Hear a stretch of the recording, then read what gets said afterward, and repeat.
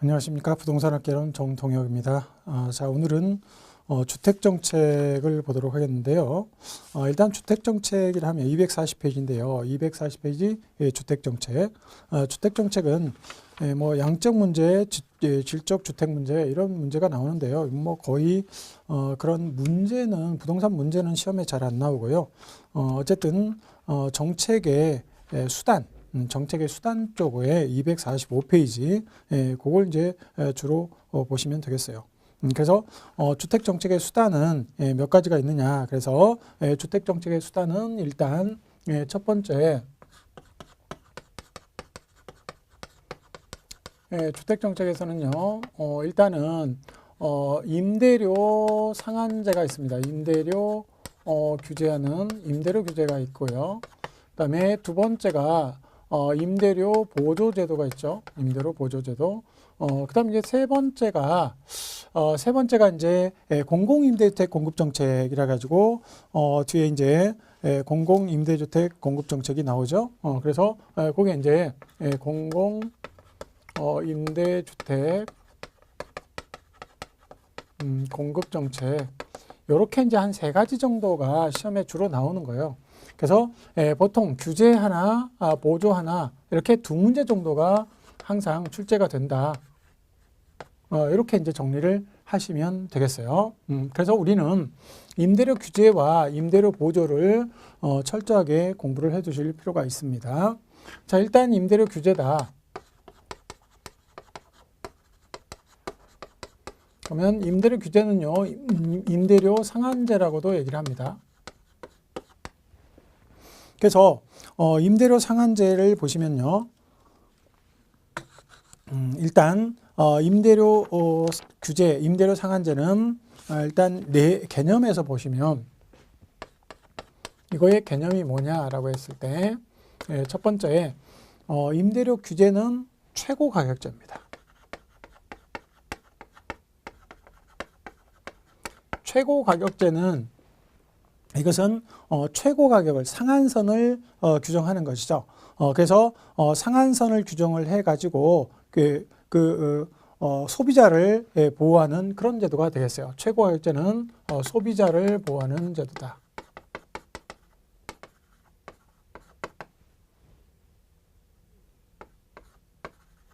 소비자를 보호하는 제도다.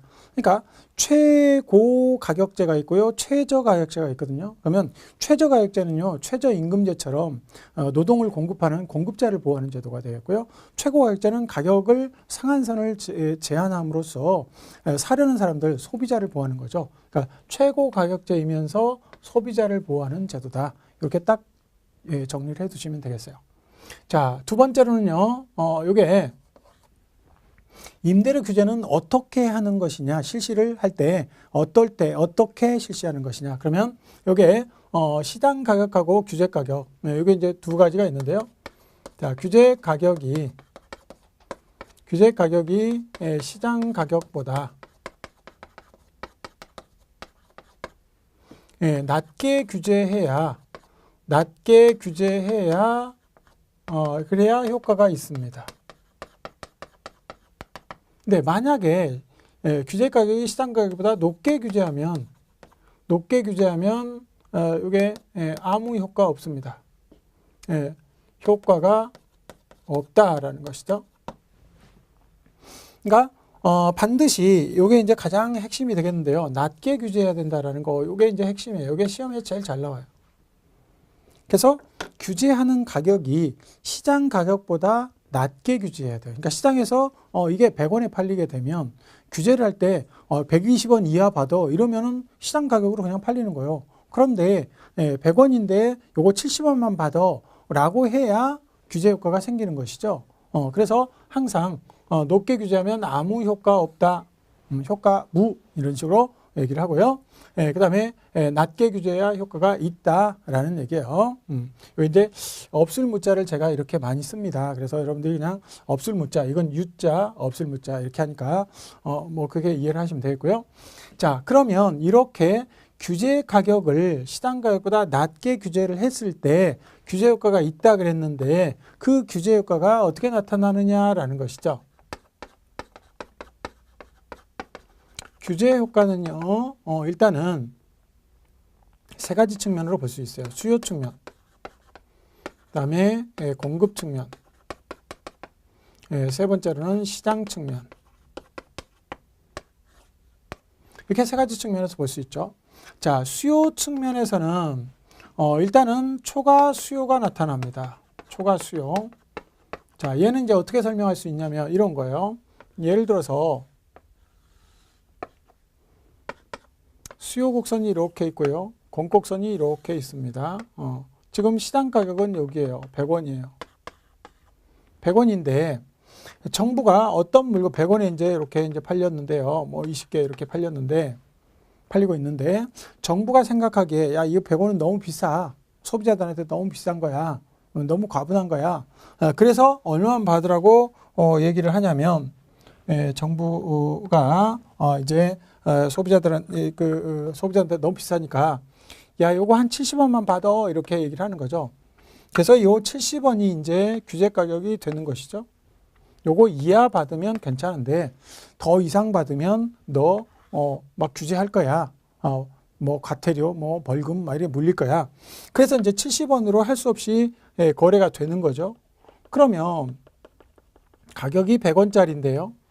70원만 받아라고 하게 되면 그때 가격이 비싸니까 수요는 확 줄을 가격이 싸니까 수요는 확 늘을 거예요. 그래서 30개로 이렇게 수요는 늘어나는데 공급은 20개에서 원래 20개에서 공급은 뭐 가격이 원래 내려가게 되면 공급이 줄어야 되는데 그때 공급이 이렇게 줄는데요. 10개로 줄어야 되는데 즉각 주는 것은 아니고요. 단계는 안 줄고요. 그대로 20개에서 그대로 있습니다.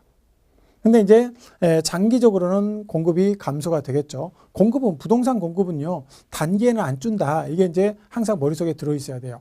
그래서 단계는 20개로 있고요. 공급이 그대로 20개로 있고 수요만 늘어나니까 수요 초과가 그래도 단계는 비교적 적어요. 10개밖에 안 생기는 거죠. 그러나 장기적으로 가게 되면 공급이 또 줄어서 이렇게 초과 수요가 굉장히 커집니다. 그러니까 초과 수요는요. 단기적으로 나타나는 것보다는 장기적으로 훨씬 더 크게 나타난다라는 걸 알아두시고요.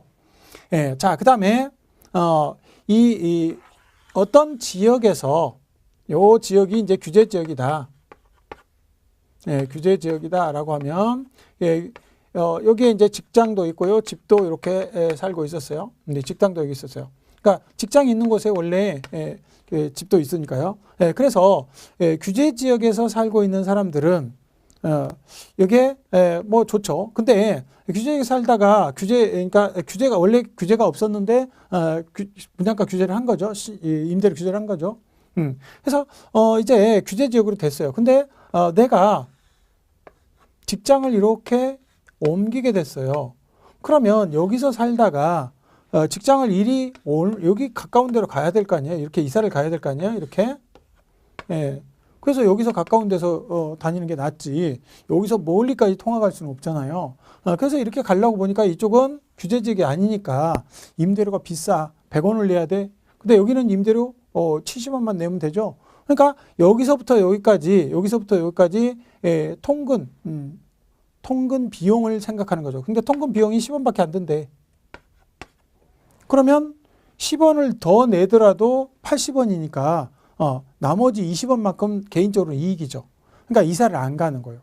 그러니까 여기 살던 사람들이 규제 지역에 살던 사람들이 자기가 직장을 옮기면서 이사를 가야 될 그런 처지임에도 불구하고 이사를 안 가. 그래서 여기서부터 출퇴근을 해. 그렇게 되면 자, 임차인들의 이동이 저하된다. 저하되면서 임차인의 이동이 저하되면서 결국 임차인들은 여기서부터 여기까지 먼 거리를 출퇴근을 하게 되는 거예요. 출퇴근을 하게 되면 일단 개인적으로는 20원이 세이브가 되겠지만 사회 전체적으로 볼 때는 어때요? 그 사람이 출퇴근함으로써 뭐예요? 휘발유 들어가죠. 또 도로 달아지죠. 매연 생기죠. 여러 가지 피곤하면 이제 개인적으로 피곤하면 사회 전체적으로도 피곤한 거죠.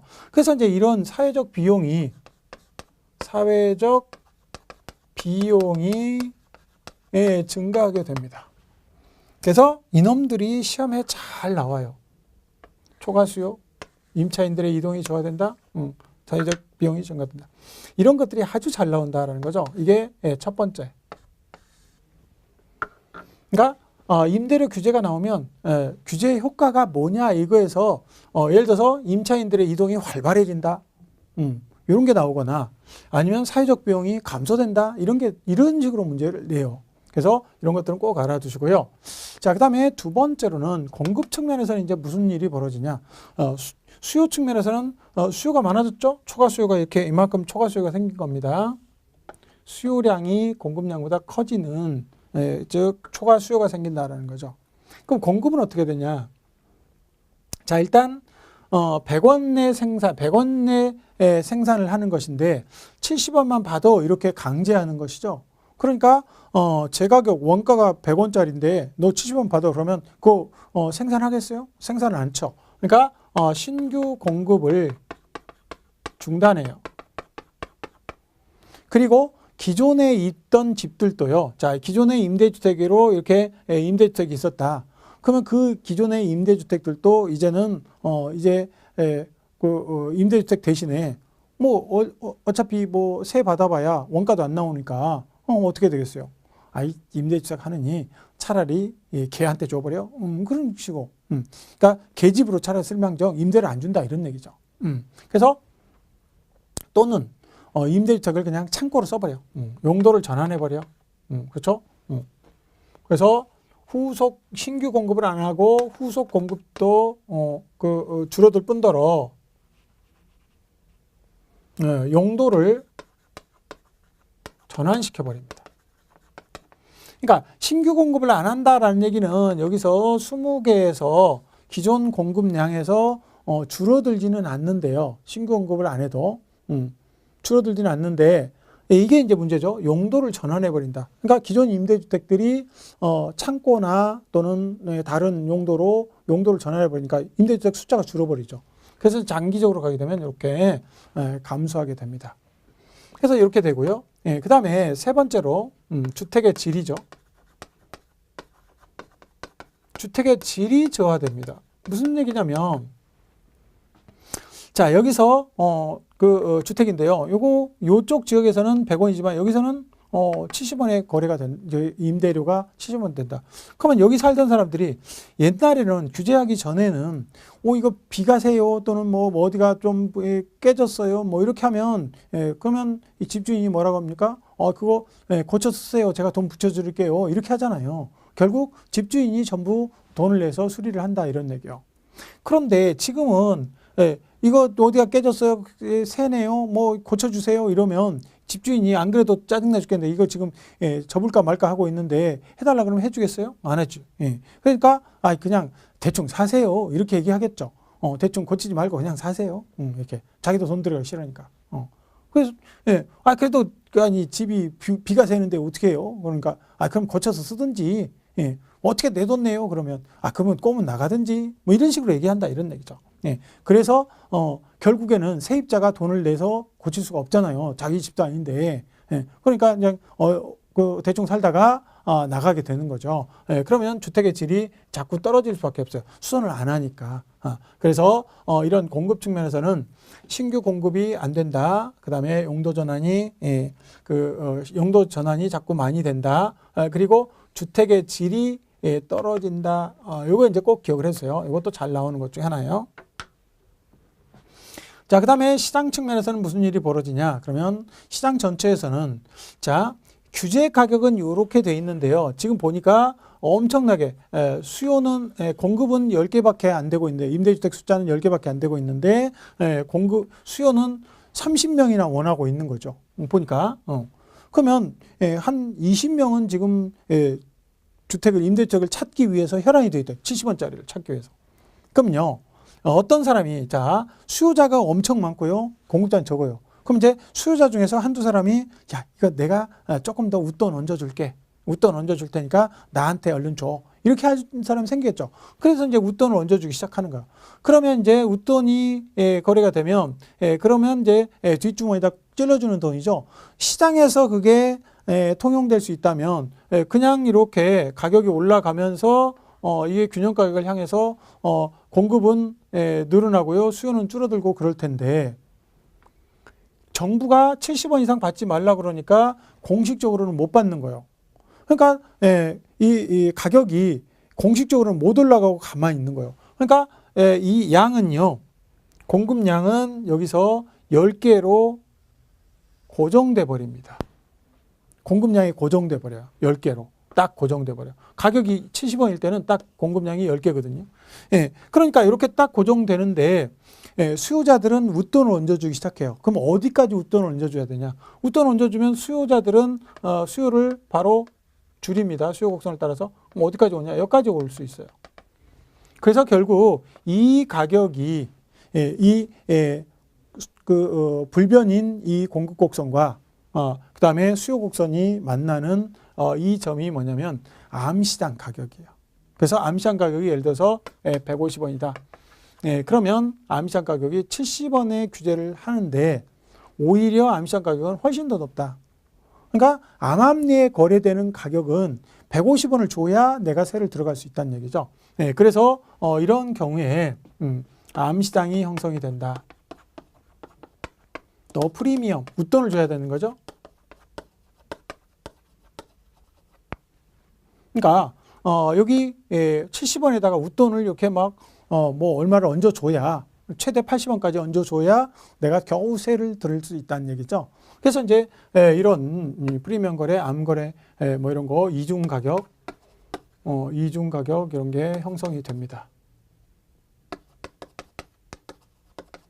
그래서 아예 처음부터 공부하실 때부터 임대료 규제의 규제 효과 3가지 측면으로 딱 나눠서 공부를 해두시는 게 훨씬 더 공부하시기가 편해요. 자, 그리고 이제 세 번째 기타 특징으로서는 이제 몇 가지 정리하시면 되겠죠. 자, 첫 번째로는 임차인 혜택을 한번 볼까요? 임차인 혜택. 임차인 혜택은요, 일단 단기하고 장기 이 두 개로 나눠볼 수 있어요. 단기에는요, 규제를 쫙 하게 되면 단기적으로는 단기에는 항상 공급이 불변입니다. 그렇기 때문에 공급량이 원래 20개였었는데 20개로 더 이상 줄지 않아요. 공급은 불변이니까. 줄지 않은 상태로 가격만 내려가니까 단기적으로는 임차인들이 혜택이 있는 거죠. 임대료가 내려가니까 임차인들 혜택이 있다라는 것이죠. 근데요, 장기적으로 가게 되면 공급이 줄죠. 장기에는 공급이 줄어요. 그러니까 웃돈을 얹어줄 수밖에 없는 거예요. 그래서 웃돈을 얹어주기 시작하면 그때는 오히려 안 한 것보다 못하죠. 100원보다 훨씬 더 많이 그 암시장 가격이 올라가 버리니까. 그래서 이제 임차인 혜택이 그렇게 된다라는 거죠. 임차인 혜택이 단기에는 있는데 장기에는 혜택이 사라진다라는 거죠. 자, 두 번째로는 규제 효과가 어느 때 더 잘 나타나겠는가라는 거죠. 그러니까 규제라는 것은 임차인들을 원래 보호하기 위해서 좀 싼 가격에 그 주택에 들어갈 수 있도록 해주기 위해서 만든 제도잖아요. 그러니까 이제 규제 효과가 어느 때 임차인들한테 좀 도움이 되겠는가라는 것이에요. 자, 그러면 이때 요 초과 수요량이 좀 적게 되는 방법이죠. 그게 뭐냐라는 거죠. 그러면 이게 일단은 규제를 했을 때 이 초과 수요가 커지는데요. 수요가 비탄력이면 이렇게 되는 거죠. 그러니까 수요 곡선이 이렇게 서는 거예요. 비서라고 그랬죠. 비서니까 이렇게 수요 곡선이 쓰면 쓸수록 이 초과 수요량이 줄어들죠. 또 공곡선도 어떻게 돼? 공곡선도 쓰면 쓸수록 이 초과 수요량이 작아지는 거예요. 그러니까 처음에 수요 공곡선이 이렇게 있죠. 그러면 이 초과 수요량이 이만큼이었었는데 이게 둘 다 비탄력이면 이게 수죠. 수면 이게 작아지잖아요. 그래서 요게 작아지는 그러려면 어떻게 되냐? 수요도 비탄력적이어야 되고요. 공급도 비탄력적일 때 그럴 때 효과적이 됩니다. 규제가 효과적이다 이런 얘기죠. 그래서 규제가 효과적이려면 여기서 공급도 수요도 모두 비탄력이다. 특히 공비는 규제한다. 이렇게 이제 암기를 해 두시면 좀 편하죠. 옛날에 이제 뭐 무장공비 뭐 이런 얘기들이 있었잖아요. 그래서 이제 공비는 규제하는 게 좋다. 이렇게 암기를 해 두시면 되겠어요. 자, 그 다음에 이것은 직접 개입이냐 간접 개입이냐 그러면 가격을 규제하는 것이니까 이것은 직접 개입 방법이다라는 거죠. 직접 개입 방법이다. 이런 정도 이제 정리를 하시면 되겠어요.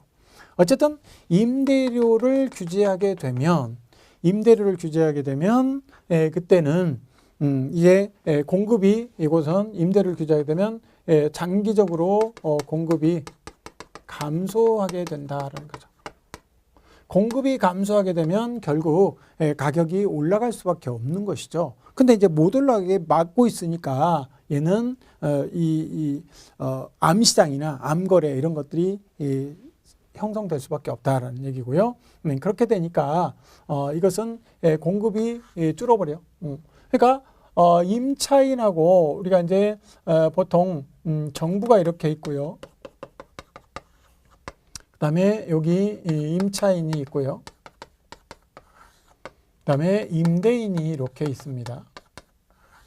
자, 그런데 임대료를 규제한다 이 얘기는 무슨 얘기냐면 정부가 너 임대인한테 이제 강제를 하는 것인데요. 너 얘한테 싸게 줘. 이런 얘기죠. 싸게 줘. 100원짜리를 너 70원에 줘. 이렇게 얘기를 하는 거예요. 그런데 그게 이제 주라고 그랬으니까 안 주면 너 벌금 물릴까요? 그러니까 임대인이 할 수 없이 70원에 주기 싫은데도 주는 거죠. 그 이제 주다가 보니까 이제 좀 의문이 생겼어요. 자, 정부한테 물어봐요. 야, 정부 너는 그럼 뭐 할 건데? 얘한테 뭐 줄 건데? 뭐 줄 건데? 그랬더니 나는 아무것도 얘한테 주는 게 없어라고 얘기를 하는 거죠. 그러니까 이제 임대인이 뿔이 나는 거죠. 뿔이 나니까 나 줄일 거야. 안 줘. 나 공급을 줄여버릴 거야. 계집으로 써버릴 거야. 이렇게 하는 거죠. 그러니까 이제 결국엔 누가 손해냐? 임차인이 이제 손해를 보게 되는 거예요. 그래서 이제 정부가 반성을 하는 거죠. 그러면 내가 얘한테 뭐 30원을 보조를 해주든지 아니면 얘한테 30원을 주어서 얘로 하여금 30원을 깎아줄 수 있게 그런 여건을 만들어주는 게 좋겠다. 이게 바로 임대료 보조예요.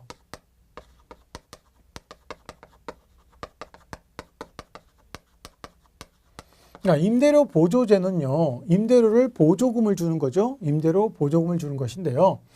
여기 이런 임대료를 보조하게 되면 공급이 무조건 증가하게 됩니다. 이거하고 반대예요. 여기는 공급이 감소하는데요. 이놈은 임대료 보조하게 되면 공급을 증가시킵니다. 자, 이건 이제 두 가지가 있어요. 임대료 보조하는 방법은 첫 번째 소비자한테 보조하는 방법이 있겠고요. 그 다음에 두 번째로는 공급자한테 보조하는 방법이 있겠죠. 또는 생산자 보조라고도 얘기를 합니다. 소비자 보조와 생산자 보조 이렇게도 얘기를 하고요. 소비자 보조, 공급자 보조 이렇게도 얘기를 합니다. 자, 소비자 보조를 하게 되면 이제 어떻게 되냐면 소비자한테 보조금을 주는 거죠. 그러니까 소비자 보조는요, 일단 소비자들의 소득이 늘어나요. 소득이 늘어나고 소득이 늘어나면 수요가 늘어나게 되겠죠. 수요가 늘어나게 되면 그 임대료가 가격이 올라가는 거죠. 임대료 상승하는 거죠. 그러니까 가격이 올라가요. 수요가 늘어나니까 가격이 올라가고요. 가격이 올라가게 되면 공급이 임대료가 상승하게 되면 공급이 또 증가하게 되겠죠. 공급이 증가하게 되면 이제 가격이 다시 하락하게 됩니다. 임대료가 다시 하락하게 되는 거죠. 이런 과정을 거치는 게 바로 소비자 보조입니다. 그러면 소비자 보조를요, 그래프로 잠깐 그려보면 이렇게 그릴 수가 있어요. 자, 일단 수요곡선, 공곡선 이렇게 있고요. 수요곡선 이렇게 있었어요. 자, 그런데 이때 100원 이렇게 했었는데요. 이때 그 소비자한테 보조를 해주게 되면서 소비자들의 소득이 늘어났죠. 소득이 늘어나게 되면 수요가 늘어나게 됐죠. 그래서 수요 곡선 자체가 오른쪽으로 이렇게 이동하게 됩니다. 자, 그러면 이동하게 되면 이렇게 이제 가격이 올라오게 되는 거죠. 자, 120원 이렇게 올라오게 됩니다. 그러니까 여기서는 이 임대료 규제에서는 100원짜리를 70원만 받아라고 해가지고 임대인으로 하여금 너 30원 깎아줘 이런 얘기잖아요. 얘한테. 그러니까 100원짜리를 70원만 받아 이 소리는 30원 깎아줘 이런 얘기예요. 근데 여기는 뭐냐면 내가 정부가 이제 이 소비자들한테 30원을 보조해 주는 거예요. 정부가 30원을 보조해 주니까 그 소비자들은 소득이 30원만큼 늘어난 효과죠. 그럼 소득이 30원 늘어나면 바로 소득이 늘어난 것에 비해서 수요가 이제 늘어나는 거예요. 그래서 늘어나는데 수요가 요만큼 늘어났다, 많이 늘어났다 그러면 이게 가격이 120원까지 이렇게 확 올라와 버리는 거죠. 자, 그러면 어떻게 됩니까? 자, 30원을 보조를 줬더니 임대료가 100원에서 120원 올라가 버렸어요. 그럼 어떻게 됩니까? 100원 하다가 120원 올라갔어? 그러면 기껏 정부가 30원을 보조했더니 20원은 누가 먹어버려? 20원은 임대인이 홀랑 먹어버리니? 그리고 임차인들한테는 10원밖에 혜택이 안 돌아가네? 이런 얘기잖아요. 그러니까 결국 이렇게 되니까 임대료가 올라가 버려. 임대료가 올라가니까 결국 그 임차인 혜택이 고스란히 30원이 다 임차인으로 혜택으로 돌아가는 것이 아니라 임대인하고 놀아먹더라 이런 얘기예요. 단기에. 근데 장기적으로 여기까지가 이제 공급이 늘어난다. 늘어나기 전까지가 이제 단기에 일어나는 효과예요. 그리고 공급이 증가되는 것부터는 장기예요. 항상. 그러니까 공급은 장기로 가야지만이 늘어날 수 있어요. 단기에는 절대 못 늘어난다. 그거 이제 꼭 기억해 주시고요. 자, 이렇게 되니까 지금 장기로 가게 되면 단기에는 이렇게 임차인이 먹는 몫보다 임대인이 먹는 몫이 훨씬 커지더라 이런 얘기예요. 그러니까 기껏 임차인들한테 보조를 해줬더니 임차인보다는 임대인이 훨씬 더 많이 먹더라. 그래서 이제 장기적으로 가게 되면 어떻게 되냐? 공급이 늘어나는 거죠. 그러니까 공급선도 이렇게 오른쪽으로 넘어오는 거예요. 그때 이제 공급이 이렇게 늘어나게 되면 이제 그때 다시 가격이 다시 안정이 되는 거죠. 그래서 이제 장기로 가야 임차인들 몫이 커지는 거예요. 그래서 소비자 보조는요, 일단 소비자 보조 그러면 소비자 보조는 일단 종류가 소비자 보조의 종류가 두 가지 보조가 있다라는 거죠. 하나는 그 집세 보조, 소비자한테 주는 게 집세 보조와 그다음에 소득 보조 이렇게 이제 두 가지가 있습니다. 보조하는 방법인데요. 이제 소득 보조는 현금으로 주는 것이고요. 현금으로 주는 것이고요. 집세 보조는 가격 보조라고 얘기를 하는 것이죠. 가격 보조다. 그래서 가격 보조는 이거는 쿠폰으로 지급하는 거예요. 쿠폰으로. 그러니까 집을 살 때나 집을 임차할 때 그때만 쓸 수 있는 쿠폰을 주는 거예요. 그러니까 똑같이 30원을 주더라도 이거는 집 안 살 때는 집 아니고는 딴 데나 못 써요. 근데 이놈은 어떻게 주는 거예요? 현금 보조니까 현금으로 주는 거죠. 현금으로 지급하는 거예요. 현금으로 주니까 급할 때 뭐 딴 데 써버리는 이럴 수도 있다는 얘기죠. 그러나 현금으로 주는 것은 그 실제로 집을 할 때 또는 집을 얻을 때 또는 집을 살 때 그때만 쓰더라도 현금은 아무래도 다른 소비를 늘리게 됩니다. 그래서 효용 측면에서는 얘가 좋고요. 그다음에 집세 보조, 즉 쿠폰으로 지급하는 것은 정책 목표 달성. 정책 목표 달성에는 얘가 좋다. 이렇게 이제 정리를 할 수가 있겠죠. 그래서 이제 이쪽은 이제 보통 바우처 제도, 주택 바우처라고 얘기하죠. 바우처는 상품권이라고 보셔도 돼요. 그래서 뭐 주택 바우처 제도 그런 거 쿠폰으로 주는 것이고요. 이건 이제 주거 급여 같은 게 여기에 해당이 되겠죠. 월급처럼 받는 것이다 이런 얘기죠. 자, 그다음에 두 번째로는 그럼 이제 이거 이제 임차인 혜택을 봤을 때 누가 임차인 혜택이 어떨 때 혜택이 있느냐라는 거죠.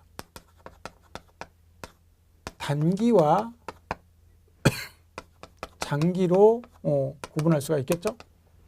자, 임차인 혜택이 단기에는 어떠냐라는 것이죠. 임차인 혜택.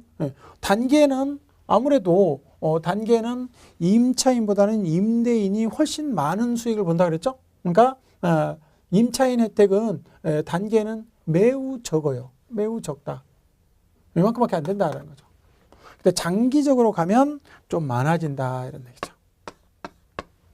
왜냐면 가격이 올라갔다가 다시 내려오니까. 그래서 이 소비자 보조나 또는 그 생산자 보조 어떤 것이든지 간에 보조는 오랫동안 장기적으로 끌고 가야 임차인들한테 혜택이 있다. 자, 세 번째. 규제 보조의 효과는 어느 때 효과적이냐. 그러면 이것도 역시 수요와 공급의 상대적 탄력성에 따라서 달라집니다. 자, 소비자 보조를 했을 때 소득에 대해서 수요가 늘어나는 비율이, 즉 수요의 소득 탄력성이 굉장히 크다. 그러면 이게 몽땅 늘어나겠죠. 그러면 가격이 확 올라가 버려요. 그러니까 수요의 소득 탄력성이, 소득에 대한 그 탄력성이 크다라고 하면 그 변화율이 굉장히 크거든요. 근데 소득 탄력성 작다 그러면 조금밖에 안 간다. 그러면 요만큼만 가니까 가격이 조금밖에 안 올라가겠죠. 그래서 수요는 비탄력적일 때 보조를 하는 게 좀 효과적입니다. 수요가 소득에 대해서 비탄력적일 때. 근데 공급은 어떻게 될까요? 공급은요, 만약에 비탄력이다 그러면 조금밖에 안 가겠죠? 그러면 올라갔다가 가격이 조금밖에 안 내려와요. 그런데 공급이 탄력적이다 그러면 상당히 가격에 대해서 탄력적이다 그러면 공급이 탄력적일 때는 이때는 많이 내려오겠죠. 그러니까 많이 내려오니까 올라갔던 임대료가 다시 푹 내려오니까 임차인들이 그만큼 보조의 그 혜택을 누릴 수가 있겠죠. 그래서 이제 여기서 규제는 공비는 규제하지만 공급은 그 보조는요 공탄으로 보조한다 이렇게 암기를 해주시면 좋겠어요. 그러니까 공비는 규제하고요 공탄은 보조한다. 구공탄 있잖아요. 구공탄으로 연탄으로 이 보조한다. 뭐 이렇게 암기하시면 되겠어요. 그래서 공비는 규제하고요 공탄으로 보조한다. 이런 것들은 최소한도 여러분들이 꼭 알아두시고요. 그 다음에 여기서 다른 것을 좀 더 보자면 특징 정도 하나 더 있겠습니다. 특징 네 번째 특징 해가지고 주거 선택의 자유를 보장하는 거하고 그러니까 주거 선택의 자유 보장 요런 측면하고요. 그다음에 가격 안정이라는 측면. 이쪽에서 누가 더 소비자 보조와 공급자 보조 두 개를 비교할 때 소비자한테 보조해 주는 것과 생산자 보조 중에서 누가 더 주거 선택의 자유를 보장해 주냐. 생산자 보조는 당연히 공급자한테 보조를 해 주는 것이고요. 30원을 소비자 보조는 소비자한테 주는 것이죠. 그럼 이제 주거를 선택할 수 있는 자유를 어느 게 더 좋냐. 그러면 소비자가 내 마음대로 주거를 선택할 수 있는 자유가 있다. 이건 어떤 거겠어요? 소비자가 돈을 받아야 그러겠죠. 내가 돈이 있어야 내가 가고 싶은 집을 선택해서 가겠죠. 그래서 주거 선택의 자유를 보장하는 것은 소비자 보조가 생산자 보조보다는 훨씬 더 유리하다라는 개념이고요. 그 다음에 가격 안정이라는 측면. 가격 안정이라는 측면은 뭡니까? 이게 이 소비자 보조는요. 가격이 이렇게 처음에 100원이었다가 120원 올라갔다가 내려오죠. 그러니까 이것은 소비자 보조하고 생산자 보조를 봤을 때는 생산자 보조가 훨씬 더 가격 안정이라는 측면에서는 유리해요. 요거 이제 조금 있다가 생산자 보조를 배우시면 이제 알겠죠. 자, 가격 안정은 소비자 보조는요, 이게 가격이 올라갔다가 내려오는 과정에서 조금씩 이렇게 상승하게 됩니다. 이렇게. 그래서 가격 안정이라는 측면에서는 소비자 보조는 별로 그렇게 바람직하지 못하다라는 거죠. 그러니까 소비자한테 보조해 주게 되면 아무래도 소득이 올라가다 보니까 수요가 늘어나고 수요가 늘어나면 임대료가 올라가게 됩니다. 올라갔다가 다시 공급이 증가로 인해서 다시 내려오는 이런 과정을 택하면서 가격이 계속 올라가는 그런 그 경우가 생기는데요. 그에 비해서 공급자 보조는 그렇지 않죠. 공급자 보조는 이런 것이죠. 자, 공급자한테 보조를 하게 되면요, 공급자들은 비용이 감소하는 효과를 냅니다. 그러니까 100원에 생산하다가 30원을 정부가 대줘요. 보조를 해줘요. 그럼 나는 70원에 100원짜리를 생산하는 꼴이 되는 거예요. 그러니까 비용이 100원 들어가다가 70원밖에 안 들어간다 이런 얘기죠. 그러니까 장기적으로 어떻게 되냐, 공급이 늘어날 수밖에 없다라는 거죠. 공급이 늘어나게 되면 임대료가 하락하게 되는 것이죠. 공급이 늘어나면 임대료 하락하잖아요. 그래서 이제 이렇게 되는데, 요거는 무조건 공급이 늘어난다라는 것은 무조건 장기죠. 단기에는 공급이 변함이 없으니까요. 그래서 공급자 보조는 무조건 장기의 효과가 나타나고요. 임대료 보조를 하게 되면 단기에는 가격이 올라가니까 별로 효과가 적지만 장기로 가게 되면 효과가 커진다는 거죠. 자, 그러면 이것도 이제 한번 살펴보기로 하죠. 임차인 혜택. 임차인 혜택은 단기에는 얘는 아예 안 나타납니다. 왜요? 공급이 변화가 없으니까. 단기적으로 아무리 보조를 해줘도 단기에는 아예 혜택이 안 나타나죠. 근데 장기적으로는 어떻게 됩니까? 장기적으로는 혜택이 나타나는 거죠. 공급이 늘어남으로써 가격이 뚝 떨어지는 거예요. 이걸 그래프로 그려보면 이렇게 이제 그릴 수가 있겠죠. 자, 수요 곡선, 공 곡선 이렇게 있어요. 지금 100원 하고 있어요.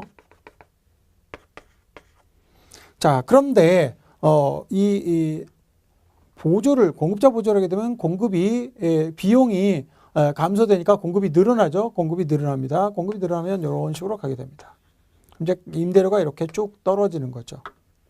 그러니까 요거는 가격이 원래 여기 가격에서 임대료가 임대료 보조가 됨으로써 가격이 무조건 내려갑니다. 그러니까 여기서 가격 안정이라는 측면에서는 생산자 보조는 가격이 올라가지 않고 바로 요 상태에서 떨어지는 거죠. 물론 장기적으로밖에 안 되지만. 자, 그 다음에 두 번째로는 이제 그 보조의 효과죠. 보조의 효과는 어느 때 일어나느냐? 요거는 수요하고는 전혀 관련이 없죠. 비용이 감소된다는 얘기는 수요는 변함이 없습니다. 그래서 이거는 무조건 공급이고요. 공급이 비탄력일 때 효과적이다. 그러니까 이것도 역시 공급이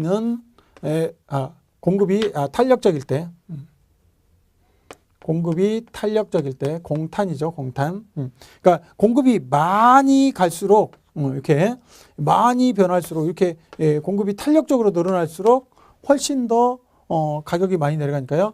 공탄으로 보조한다라고 암기를 하시면 되겠죠. 공탄으로 보조한다.